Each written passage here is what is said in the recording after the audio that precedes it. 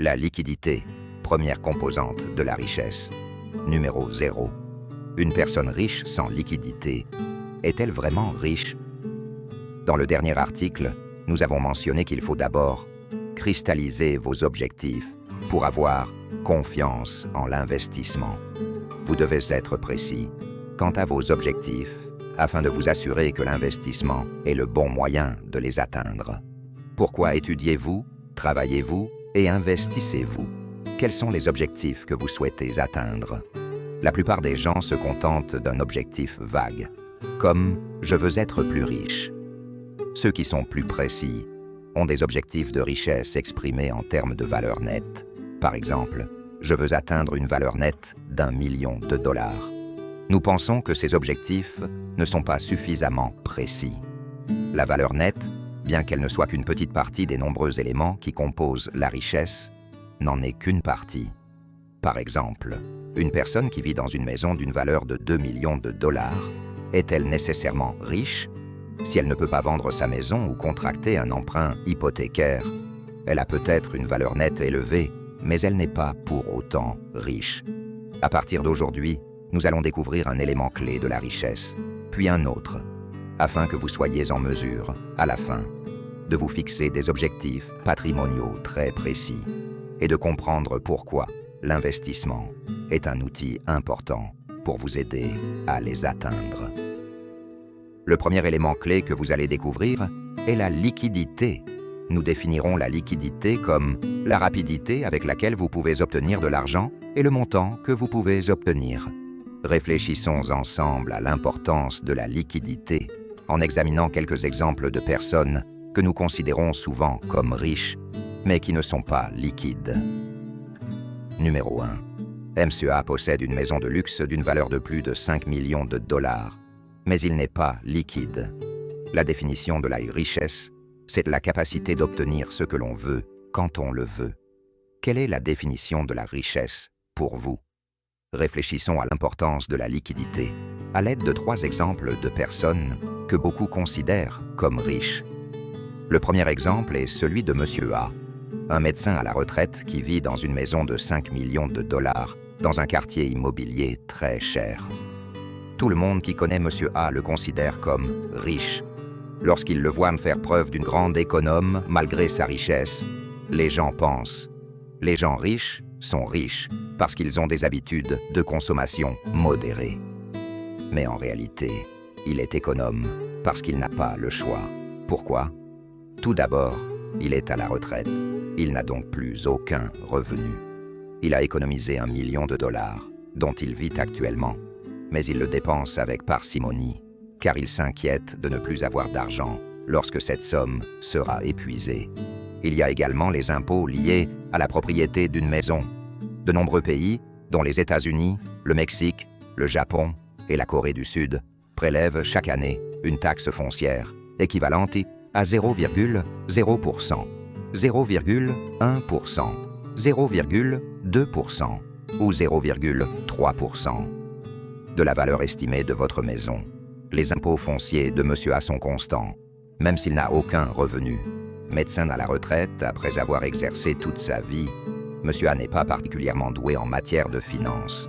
Il ne sait pas comment investir son million de dollars d'économie pour générer suffisamment de liquidités pour couvrir ses frais de subsistance. De même, il ne sait pas comment tirer profit d'un prêt hypothécaire de 5 millions de dollars. C'est pourquoi il ne contracte pas de prêt, car il pense que cela ne ferait qu'augmenter ses frais d'intérêt. Il est même difficile de vendre la maison et de déménager ailleurs. Sa propriété est estimée à 5 millions de dollars, car c'est le montant de la dernière transaction immobilière. Mais il ignore combien il pourrait la vendre actuellement, car elle n'est pas mise en vente. Il ignore quand il pourra le faire, et il ne veut pas déménager, car il y vit depuis très longtemps. Pour diverses raisons, il n'a pas de liquidité, et vit donc modestement, malgré sa très grande fortune.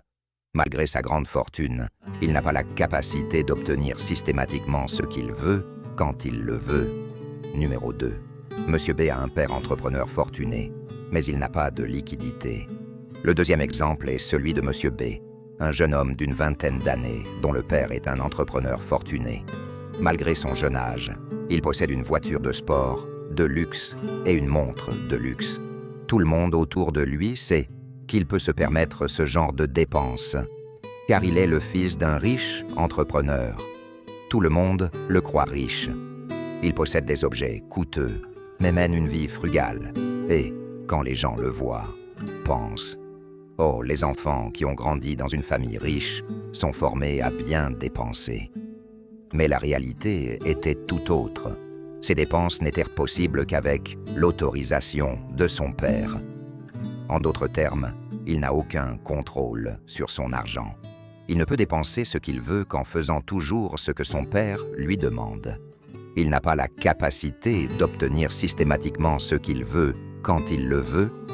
Comme il n'a aucun contrôle sur son argent, il n'a pas la liquidité nécessaire pour obtenir les sommes dont il a besoin. Il a peut-être une voiture de sport et une montre de luxe, mais cela est loin de l'apparence de richesse à laquelle nous devrions aspirer. Numéro 3. Monsieur C manque de liquidité parce qu'il possède des actifs dont les prix sont volatiles.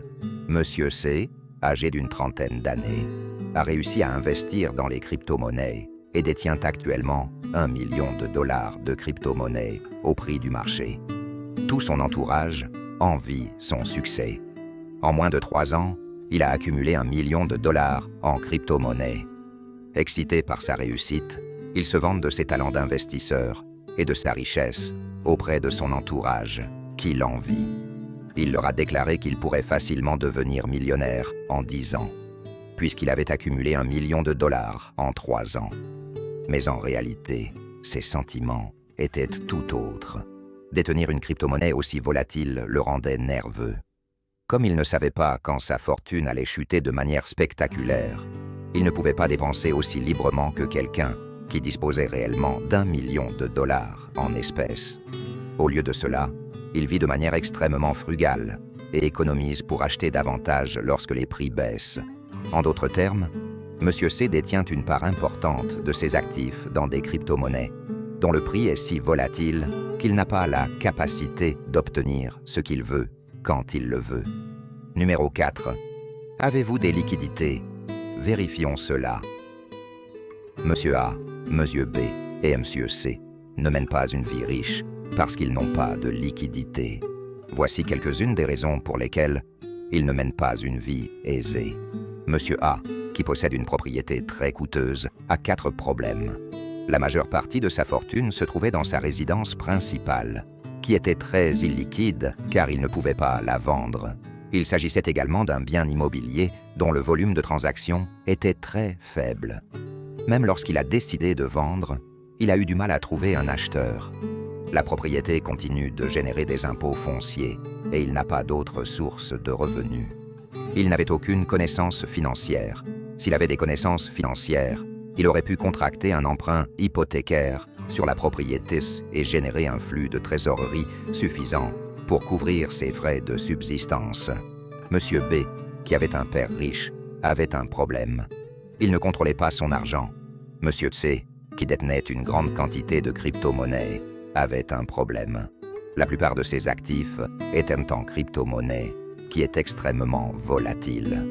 Il existe de nombreux exemples de personnes qui semblent très riches à première vue, mais qui mènent en réalité une vie loin de la richesse.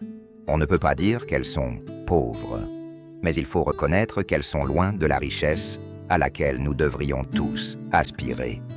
Si elles ne sont pas riches, c'est parce qu'elles ne sont pas liquides. Nos objectifs doivent donc toujours inclure un élément de liquidité. Il est important de se rappeler qu'il est essentiel d'agir pour atteindre cette liquidité.